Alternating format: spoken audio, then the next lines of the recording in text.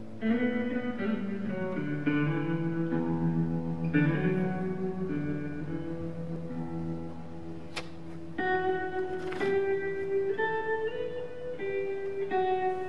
un texte qui a donc 4 siècles, hein, c'est ça, on est au 21e. et pourtant, on a l'impression que c'est très très proche de nous. Enfin, c'est-à-dire qu'il a la vertu des textes de grands auteurs, c'est-à-dire qu'il porte quelque chose d'éternel chez l'humain, quoi. Et parfois, je me dis aussi c'est un roman à clé, parce qu'évidemment, pour ce qui est des chroniques historiques, elle n'a pas écrit sur son époque à elle, elle n'a pas écrit sur l'époque de Louis XIV. Elle fréquentait la cour, elle était très très... Et en même temps, elle ne pouvait pas vraiment parler de cette cour-là. Donc elle a pris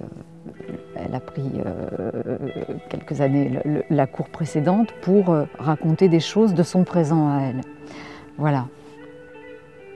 Bon, puis Madame de La Fayette, c'est une des dernières phrases de sa vie, c'était c'est assez que d'être.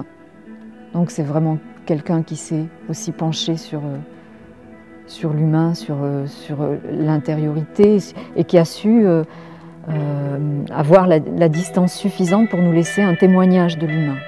Aujourd'hui, ce qu'on raconte au plateau, ça a beaucoup à voir aussi avec ce qui se passe présentement, parce que c'est aussi un texte qui travaille sur l'espace privé et l'espace public, donc la représentation, le corset de la cour, le corset de la vie, on pourrait dire. Et puis, c'est un texte qui cherche à voir clair dans les sentiments, et ça, je crois qu'on pourra encore passer 10 siècles dessus. Voilà, c'est une chose très, très puissante et très évocatrice pour chacun, quoi.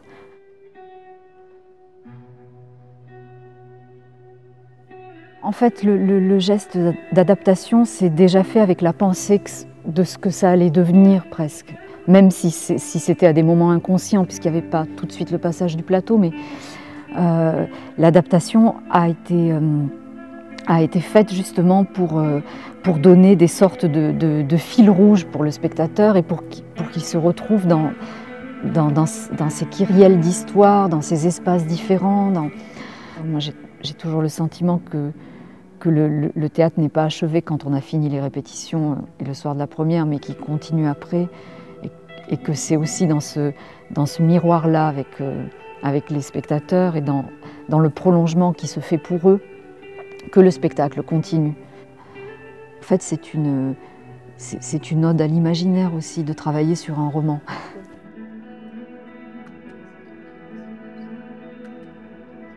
Comment donner tous les espaces qui sont dans ce roman, à savoir qu'on passe de la cour à des petites chambres, des endroits d'intimité.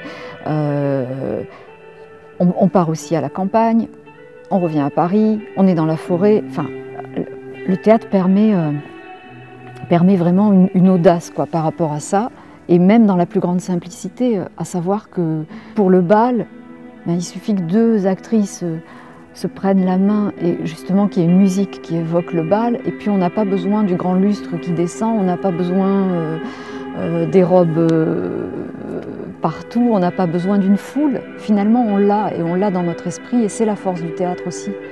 Pour nous au plateau, et je crois pour les spectateurs, parce que c'est faire de tout avec rien, quoi, avec quasiment rien.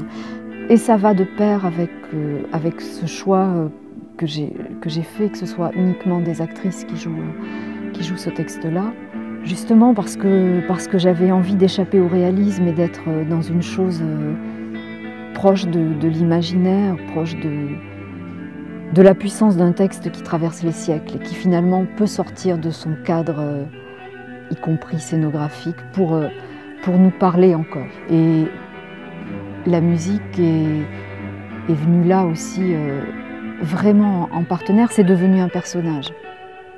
C'est en fait quelque chose qui se dit quand les mots ne peuvent plus. Voilà, c'est vraiment aussi un prolongement. Je pense que Madame de La Fayette, elle serait d'accord.